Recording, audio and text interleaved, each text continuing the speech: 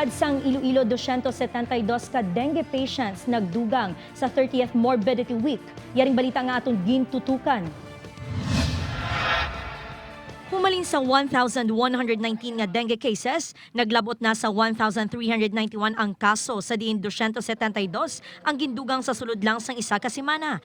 Sa record, may 11 na ang napatay sa syudad sang Iloilo, bangod sang dengue. 3 katuig ang edad sang pinakabata nga napatay, kag 56 anyos naman ang pinakatigulang. Apisar sang kampanya kontra dengue sang City Health Office, padayon sa gihapon nga nagasaka ang kaso. Since subong nga rainy season, so ang problema naton indoor kag outdoor na gid ya.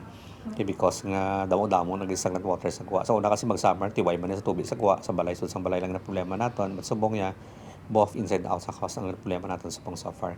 Sa subong ginahanda na ang pagpanagtag sang dengue kits, misting machines kag iban pa sa mga barangay kag eskwelahan agud magamit. Ang 2 million for dengue rapid test kag Swiss platelet count, ara naman siya na ara sa back na nga paper stampon. Ang 5 million nga larvicide insecticides ara sa back naman ang paper atoli. Taning aton nga barangays i-intensive pag nilang ilang campaign against ang sa aton nga pagpapalinlo.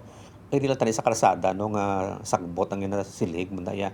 Kooperasyon sa gihapon sa mga pumuluyo ang ginapangabay sa pagpaninlo sang palibot kag mangin alerto sa simptomas sang dengue agud malikawan ang pagdugang sa mga napatay bangod sang balatian. Upod kay Romel Porquia, Zen Kilantang, One Western Visayas.